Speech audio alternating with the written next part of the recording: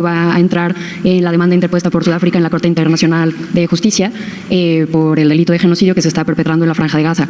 Yo quería preguntarle por qué se tardó tanto en entrar en esta demanda y, por otro lado, también por qué quiere esperar para el reconocimiento del Estado palestino. Esa es la pregunta. Bueno, nosotros hemos actuado con una política de neutralidad porque queremos contribuir a la paz.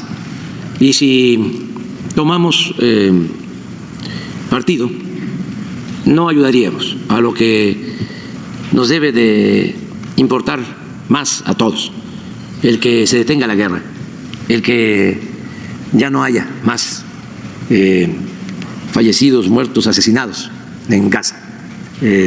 Y por eso hemos actuado con mucha prudencia. Ojalá haya más activismo de Naciones Unidas para que se logre el cese al fuego. Eso es lo más importante, como un primer paso. Y eso es lo que hemos sostenido nosotros. No estamos a favor de ninguna postura que implique agravar aún más el conflicto. Hemos actuado con mucha prudencia en ese sentido. Y ojalá, lo deseamos, de que se detenga la guerra, porque ya son miles de muertos, muchos inocentes, y niñas, niños, pero necesitamos convencer a los belicistas y seguir demandando el cese al fuego, porque no es nada más calificarlos, aunque podamos estarlo pensando y aunque haya elementos. Ahora lo más importante es conseguir la paz. Esa es la postura de México. Queremos que se detenga la guerra y sentimos que debe la ONU trabajar más en eso. No sé, pero como que no deberían de dormir los diplomáticos de la ONU en estos días. Como que deberían de salir de sus rutinas, de levantarse temprano, desayunar tranquilos, tomar café, enterarse de lo que está pasando en el mundo, ir a la oficina, tener un encuentro, una reunión, incluso participar en una asamblea y ver la agenda, otra comida, regresar otro rato a la oficina y ya irse otra vez a la residencia. No. Ni el secretario general, ninguno de ellos debe estar así. Deben de tener como objetivo principal detener la guerra en la Franja de Gaza y lo mismo en el caso de la guerra de Ucrania y Rusia. Dos propósitos, dos objetivos. Y hablar con todos los dirigentes y hacer reunión de dirigentes. Nosotros propusimos para la guerra de Ucrania y Rusia, propusimos una intermediación, que participara el secretario general de la ONU, que participara el primer ministro Modi de la India, que participara el Papa Francisco. Pero no se hizo nada. En el caso del conflicto en Gaza, lo más que se ha hecho es la asamblea, la mayoría votando a favor de que se detenga la guerra. Pero ahí quedó. Incluso acaba de salir una resolución del Tribunal Internacional de Justicia con condenas a los dirigentes tanto de Israel como el dirigente de la organización Hamas. Y ahí se terminó todo. Sale la nota, se piensa, no, ya. Esto es un avance, esto va a llevar a dar otro paso. No. Entonces, sí necesitamos más activismo y lamentamos mucho que esto suceda. La guerra es lo más irracional que puede haber, pero no hay la suficiente política. Y no olvidar que la política se inventó precisamente para evitar la guerra. Y pues no se trata de que nosotros nos pronunciemos, ¿no?, a favor de uno de los grupos o países que están confrontándose, sino de ayudar a un acuerdo, de ayudar a la paz.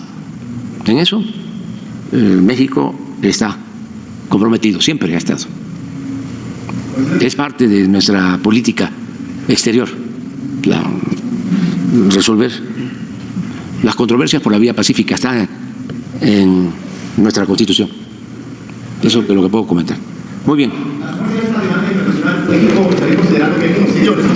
Es que eso es lo que no queremos nosotros, meternos a una definición de ese tipo que, en vez de resolver el problema, sostenemos, lo agrava, porque escalar el problema. ¿Por qué no buscar el diálogo, el acuerdo, la negociación?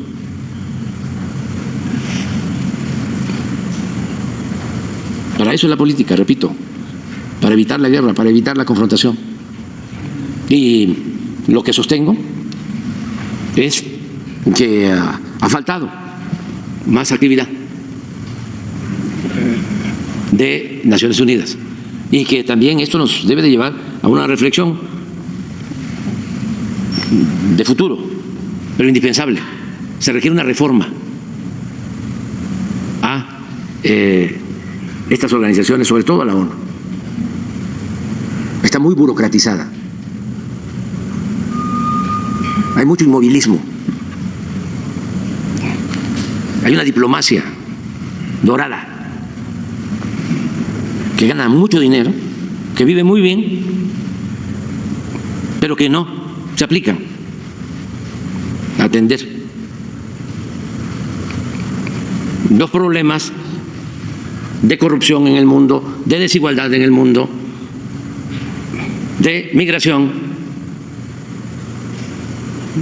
de búsqueda de la paz para evitar la guerra. No son buenos los resultados. Ni cuando la pandemia hicimos una propuesta para que los países con menos recursos contaran con vacuna. Se aprobó, se creó el organismo en la ONU, pidieron dinero por adelantado y luego no entregaban las vacunas.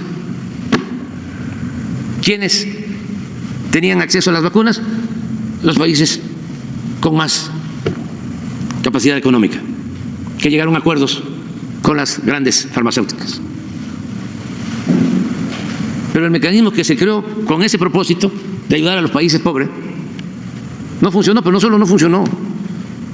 En algunos casos, haciendo un esfuerzo, los países daban sus anticipos y no les llegaron las vacunas. Estoy poniendo un caso, un ejemplo. Hace falta una sacudida.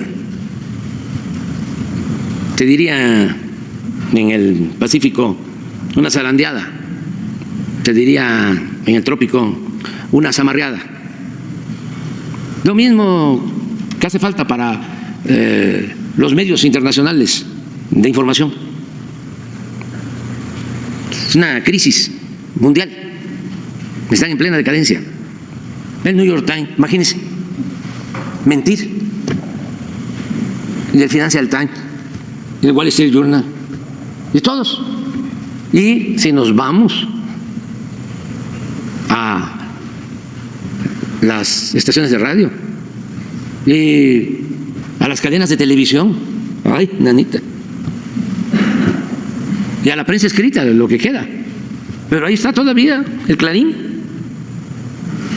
en Argentina, y ahí está, aunque parezca increíble, el Mercurio en Chile, apoyador del golpe militar de Pinochet. ¿Cómo no se va a requerir una reforma? Y el modelo económico neoliberal o de pillaje concentrador de riqueza, de fortunas en unas cuantas manos. Aquí hemos hablado que hay más de 1.000 millones de seres humanos en el mundo que sobreviven con menos de $1 diario, mientras vemos, ¿no?, cómo crecen las fortunas, ¿no?, que les debería dar vergüenza hasta salir en esas listas, porque entre otras cosas, además de inmoral, eso es pecado social.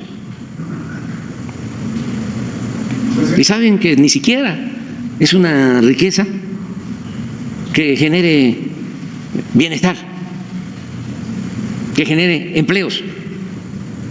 Ya no son los ricos de antes, que eran empresarios, industriales. No, ya todo es especulación financiera. Ya no hay creación de nuevas empresas, contratación de trabajadores. Ya todo tiene que ver con la especulación financiera, con el manejo de los bonos, con el valor de las acciones, y así de la noche a la mañana. Son los gatos, no se preocupen, están contentos. Presidente, pero en el texto que envía la Cancillería sí reconoce esto como un genocidio. Sí utilizan la... Es que, ¿cómo? Sí, sí, bueno, hay ese matiz. Y además, es que nosotros actuamos con bastante libertad en lo que tiene que ver con política exterior. Somos respetuosos de la opinión de nuestros diplomáticos, como ellos respetan la postura del presidente. Muy bien, pero ¿por dónde vamos ayer fue derecha o fue izquierda? ¿Sí? Vamos acá, vamos. Sí. No, centros no queremos, o sea, queremos definiciones. Buenos días, presidente. César Huerta. El pasillo. Buenos días, presidente. César Huerta, de la revista Polemón. Preguntarle su opinión sobre la acción de inconstitucionalidad que interpusieron los legisladores de la oposición en contra de su reforma de pensiones. Ellos pues siguen usándola previo a la jornada electoral y siguen argumentando que usted se va a quedar con las pensiones, con las afores, y que esto no va a ayudar a los trabajadores ni al pueblo. ¿Qué piensa sobre esto que hicieron pues para buscar que la Corte eche abajo la reforma de pensiones que aprobaron en su gobierno? Bueno, tendría yo que explicarlo, pero sí vale la pena explicar en qué consiste la reforma que se aprobó para crear un fondo de pensiones para el bienestar. ¿En qué consiste? Miren, en 1997, cuando estaba la política neoliberal en su apogeo, veníamos saliendo de esa pesadilla que fue el salinismo, de ese gran atraco y de una crisis económica financiera que se produjo por ese saqueo, porque hay crisis que se producen afuera y tienen un efecto interno, pero esa crisis Salinas Cedillo se produjo en México por un mal manejo de la economía y sobre todo por la corrupción, al grado que Cedillo convirtió las deudas privadas de unos cuantos en deuda pública y surgió el llamado FOBAPROA. Ahí creció la deuda 3 billones.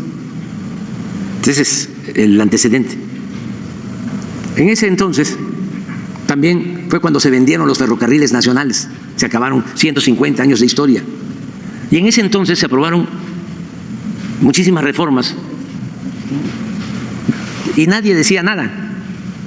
Es como ahora que hablan de la violencia en las elecciones.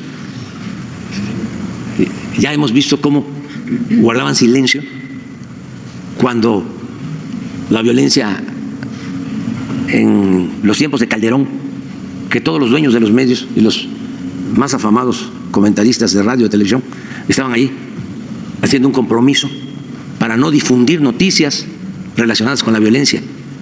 Para ser exactos, en 2011, que fue el año de mayor letalidad, cuando apostaron a rematar a heridos, que se producía esta situación por enfrentamientos entre las Fuerzas Armadas y la delincuencia. Bueno, ahí todos guardaron silencio. Pero si nos vamos más atrás, y esto por los jóvenes, ¿saben? Calculamos nosotros que nos asesinaron en el gobierno de Salinas como a 500 militantes de nuestro partido entonces. Es cuando más asesinados han habido. ¿Dónde estaba el Washington Post? Pues Tim Golden daba corriendo, creo yo, con Salinas en las mañanas. ¿Sí? ¿Y dónde estaban los de New York Times y todos los demás? Y los medios de aquí, todos cooptados, para decirlo amablemente. Bueno, en la época de Zedillo se hace una reforma a la Constitución para que el trabajador, al pensionarse, no reciba todo su salario, sino que al pensionarse recibe el trabajador alrededor del 30% de su salario. No puede haber una política más antiobrera que esa. ¿Quiénes aprobaron esa reforma? Los mismos del bloque conservador. Bueno, pasa el tiempo, imponen con un fraude a Calderón, y en el 2007 lo de Peña fue, lo de Zedillo, 1997, que se aprobó esa reforma. Ahí también entregaron los fondos de pensiones a las AFORES, privatizaron las pensiones y a los grandes financieros les dieron el manejo de las pensiones de los trabajadores. Dicho sea de paso, a partir de ahí el manejo de ese dinero les dio muchísimas ganancias a los financieros, porque cobraban porcentajes excesivos de comisión por el manejo de las pensiones de los trabajadores. En México era donde más se pagaba. Ojalá y los expertos me contradigan con pruebas. Bueno, siguiendo lo mismo, porque también abro un paréntesis para recordarle a los jóvenes que en el 2000 engañaron de que iba a haber un cambio, que la alternancia iba a resolver los problemas de México. Y fue lo que se conoce como gatopardismo, eso que consiste en que las cosas en apariencia cambian para seguir igual. Les hacía falta a los oligarcas un recambio, una operación de simulación para mantener el mismo dominio económico en contra del pueblo de México y para terminar de robarse los bienes del pueblo y de la nación. Entonces nos engañaron a muchos de que todo iba a ser distinto. Usaron la palabra cambio hasta que quisieron, la desgastaron, una palabra tan importante, tan noble, así como acabaron con la palabra solidaridad, con el término solidaridad. Por eso nosotros teníamos que hablar después, ya no podíamos hablar de solidaridad, sino, a ver, le buscábamos fraternidad. Ya no era hablar de cambio, sino agregarle cambio verdadero o cambio real. Bueno, engañaron de que iba a haber un cambio y fue más de lo mismo, porque continuó la misma política económica, pero de manera descarada. Los que estaban en Hacienda con Salinas fueron los que se mantuvieron en Hacienda con Fox y luego con Calderón. Hablábamos entonces que la única diferencia que podía haber, bueno, no puedo hablar de eso, pero cierro el paréntesis, viene Calderón y hace lo mismo, pero con las pensiones de los trabajadores al servicio del Estado. En 2007, lo mismo, entrega las pensiones a Afores y igual, un trabajador al servicio del Estado, un maestro, un oficinista, al terminar, no puede recibir completo su salario al jubilarse, sino 30%. Llegamos nosotros y teníamos que enfrentar eso. Se nos presentaron condiciones para buscar una opción que no fuese tan radical y que nos generara una oposición de la oligarquía o de la mafia del poder, que por sí estaban enojados, porque la política es tiempo, política es tiempo, manejo de tiempos, y hay que optar siempre entre inconvenientes y hay que priorizar qué primero, qué segundo, no todo. Bueno, pues entonces decidimos, a ver, se habló con el sector empresarial para que aumentaran sus cuotas de pensiones para sus trabajadores. Y fue algo muy importante porque los empresarios aceptaron aumentar su participación. Es algo que hay que reconocerlo. Pero aún así, con ese aumento, el que se jubilara ya no iba a recibir el 30%, sino el 45%. De todas maneras. Entonces, ¿qué otra cosa hicimos? Se redujo el cobro por comisiones, se definió una fórmula y eso ayudó, porque con esa reforma que se propuso en el 2020, a la fecha se han ahorrado 40,000 millones de pesos y calculamos que para el 2030 el ahorro, solo por bajar las comisiones, va a ser de 160,000 millones de pesos. Pero aún así, el que se jubila con la ley de Zedillo va a llegar al 50%. Entonces, ¿qué planteamos ahora, antes de irnos? Vamos a crear un fondo de pensiones para compensar al trabajador y que el trabajador se pueda retirar, sobre todo los de menos ingresos, con el 100% de su salario. Pero la pregunta era, bueno, ¿y cómo integramos ese fondo? ¿De dónde va a salir el dinero para compensar a los trabajadores? Entonces dijimos, hay varias fuentes de financiamiento. Y una, que fue lo que no les gustó, era que los trabajadores que no reclamaban sus pensiones dejaban el dinero en las Afores. Y las Afores no informaban. Entonces, lo que dijimos, vamos a hacer dos cosas. Una, nunca se cancela el derecho a reclamar ese fondo.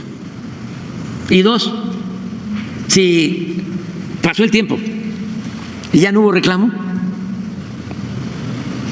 nadie reclamó, ya ese dinero va al fondo de pensiones para el bienestar, para reponer a los que se vayan jubilando y darles el 100%.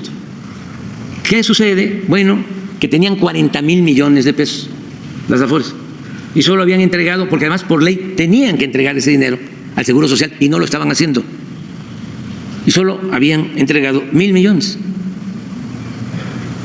Entonces, por eso hicieron un escándalo, porque imagínense todo ese dinero sudando en las arcas de los bancos.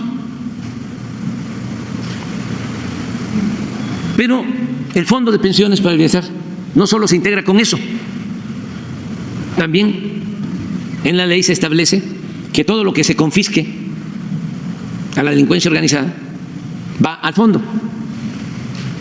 También se establece que las deudas de los estados al ISSSTE se condonan en un 75% para que se pongan al corriente, y el 25% que van a pagar va al fondo. Y hay otras fuentes de financiamiento, y que ese fondo lo va a manejar el Banco de México. Bueno, hasta ahí íbamos, aprueban la ley, desde luego con la oposición de los conservadores. Ya está en trámite el fideicomiso del Banco de México. Ya sabemos a quiénes hay que compensar desde el 1 de julio, que va a entrar en vigor. A lo mejor les voy a presentar una lista de algunas personas y sería bueno incluso. ¿Qué? Por los tiempos políticos, presentar la lista. ¿Pero qué tiene que ver? O sea, no, vamos a tratar si esto no tiene nada que ver con lo electoral, con lo político. Ah, bueno, los primeros beneficiarios empezarían a cobrar el día 1 de julio. Entonces lo que quiero es ahora demostrarles, ¿sí? Pon la lista. Eso no tiene nada que ver con lo electoral. Es explicar algo que tiene que ver, pues, con más de 22 millones de trabajadores. No, porque 22 millones de trabajadores solo en lo que corresponde al seguro, más los trabajadores del ISSSTE. Estamos hablando de casi 28 millones de trabajadores. ¿Cuántos empezarían a beneficiar con esto? Empiezan muy pocos, porque ahora van a ver, ¿sí? Porque como la ley se aprueba con Zedillo, en el 97 empieza a correr. Entonces, el problema va a ser hacia adelante, ¿sí? Que se va a ir incrementando el número, ¿sí? Entonces, pero ya este es un mecanismo que queda establecido para compensar a los jubilados. Entonces la sorpresa fue que ayer van a la Corte a pedir que se declare inconstitucional el fondo de pensiones. O sea, yo no sé, de veras, no los entiendo. Porque, a ver, dicen, se van a robar las afores, te van a dejar sin pensiones. Además de que es falso, es un dinero de los trabajadores para los trabajadores. Es pensión para pensión. Si ese dinero se utilizara para construir una autopista, un tren, inclusive un hospital, todavía podrían decir, ¿por qué usas mi dinero de mis pensiones para eso? Ni más como antes, ¿no? Que se usara para apapachar a Aguilar Camín y a otros, ¿no? Pero es para los trabajadores y es en beneficio de los trabajadores. Entonces, ¿puedes ponerlo? Nada más así, a lo mejor los nombres, sí, lo puedes oscurecer. Nada más lo que quiero ver es. Los números no traen nombres, son los números y los casos. Bueno, sí. Es cuánto iban a recibir el 1 de julio y cuánto van a recibir con el fondo de pensión.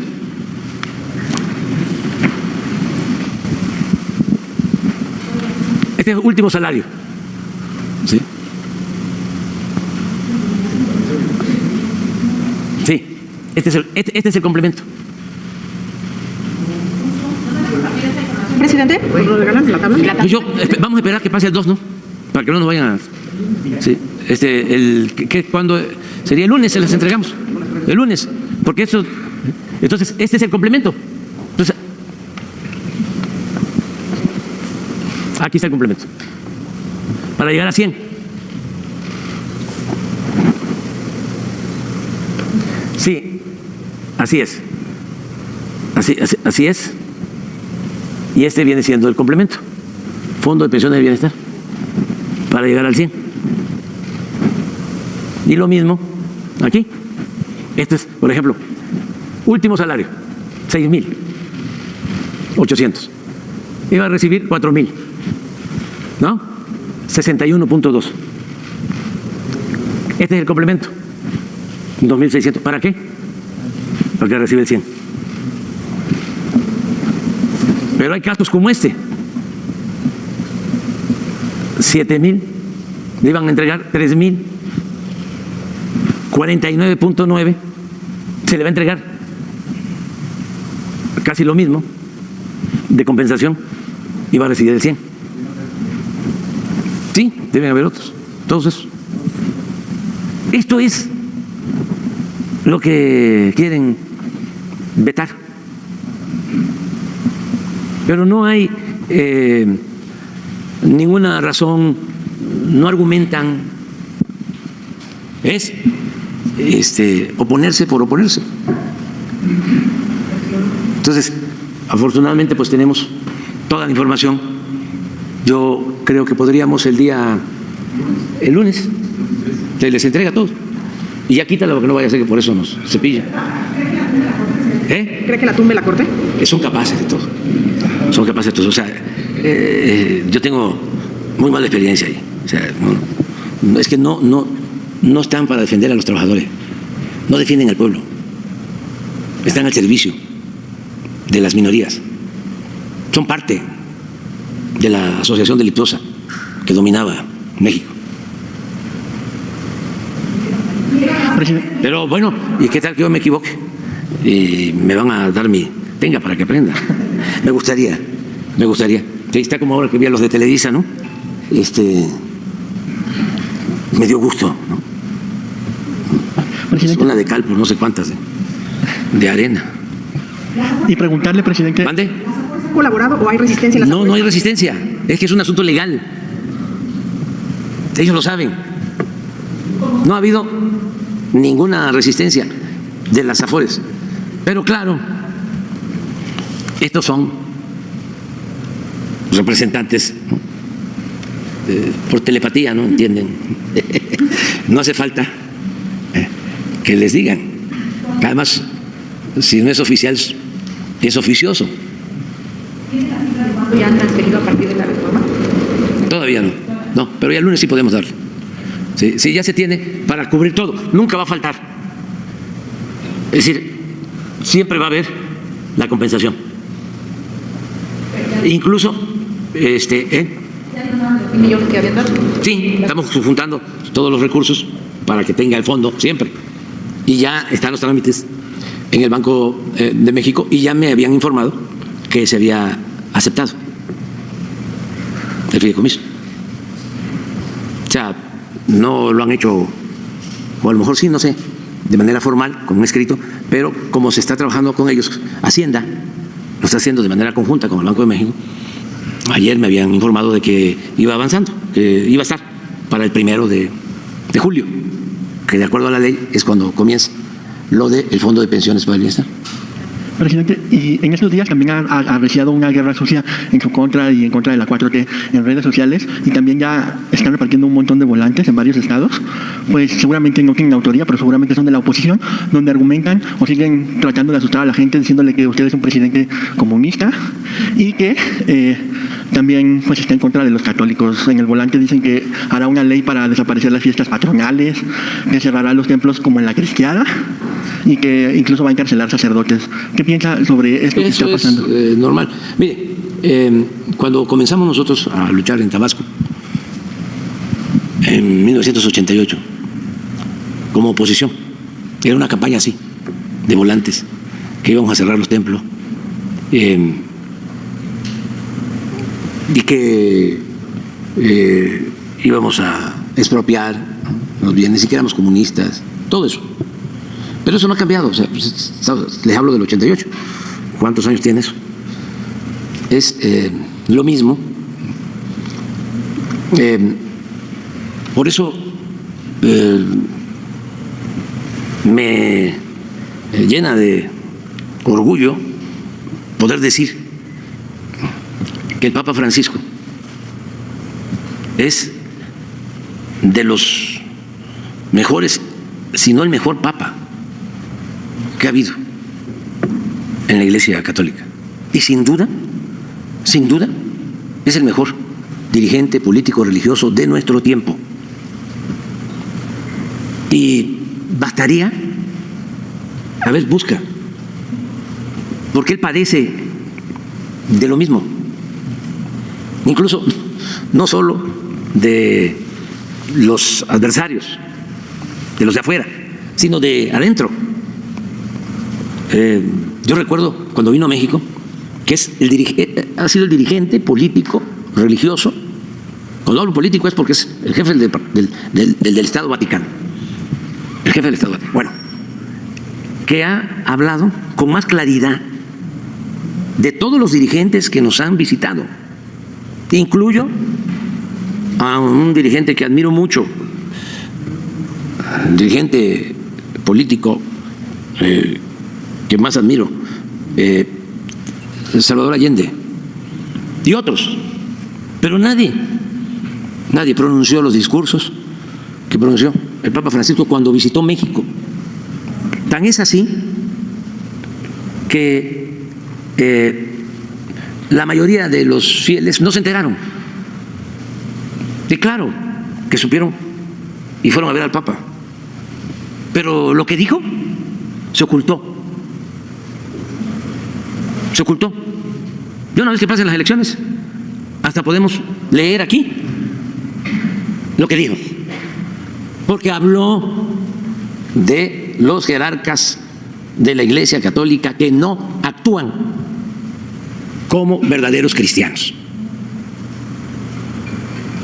O sea, les dio un jalón de orejas a muchos de la jerarquía eclesiástica.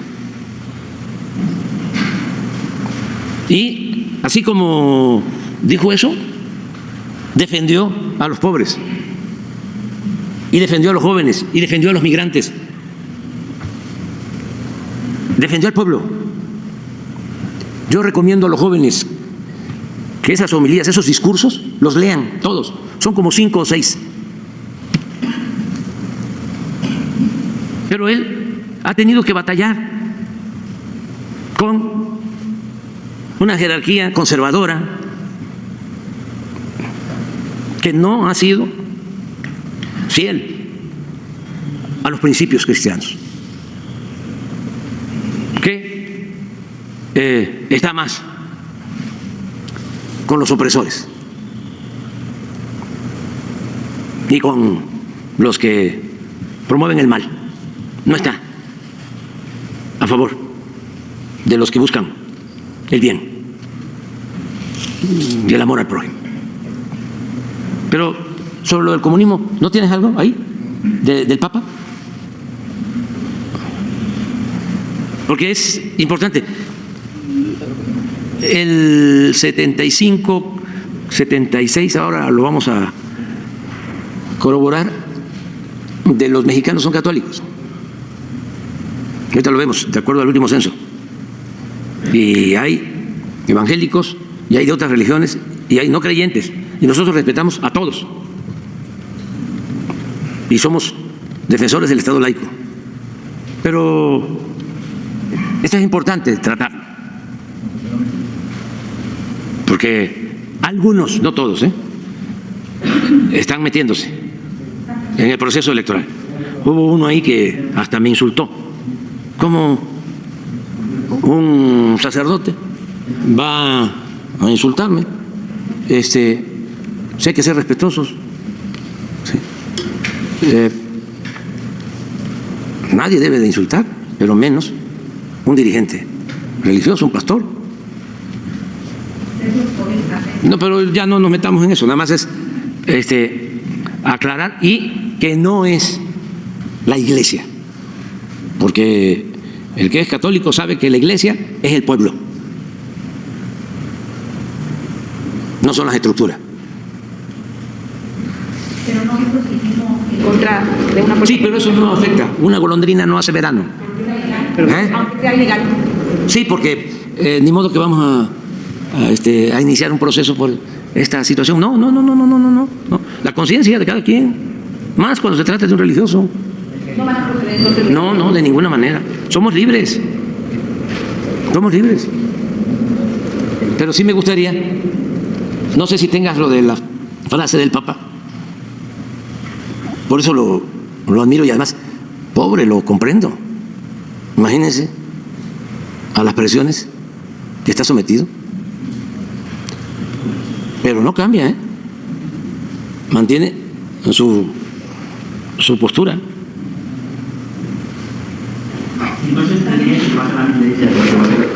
Ah, no, eso no, es que eso es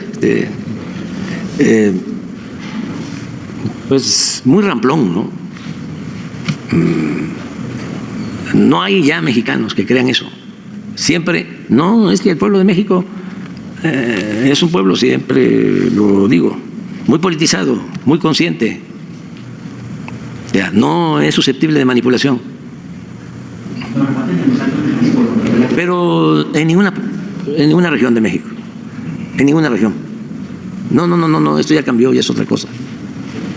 ¿No lo tienen? Sí, pero es una frase. Ah, no, es una frase. Pero aparte No, pero es una definición sobre la defensa de los pobres. Es que siempre que se defiende a los pobres, a los humildes, se señala, es comunista. Ahora hay una campaña también en contra del socialismo, ¿no? Igual. Pues ya va subiendo porque antes era en contra del populismo.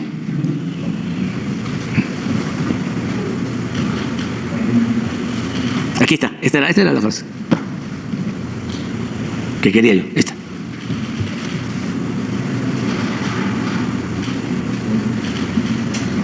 El Papa Francisco, y fíjate en dónde lo encuentran en esta revista, el Papa Francisco dice: defender al pobre no es ser comunista, es el centro del Evangelio. Ya no nos vamos a meter al fondo, pero ¿qué era Jesús? ¿No era un defensor de los pobres? No por eso lo seguían y lo espiaban. Y eso que les estoy diciendo está en los evangelios. Y lo llamaban alborotador del pueblo. Y no fue por eso que lo crucificaron. Y las cosas que decía, que no las puedo repetir aquí. Defender al pueblo no es ser comunista, es el centro del Evangelio. El líder católico, o sea, defender a los pobres es el centro del Evangelio. El líder católico aseguró que los cristianos serán juzgados por la forma en la que han defendido a los más necesitados, quienes son víctimas de las políticas financieras y económicas. Sería bueno que pusieras otra frase de Gandhi sobre cómo no entiende a los cristianos, cómo respetaba a Jesús.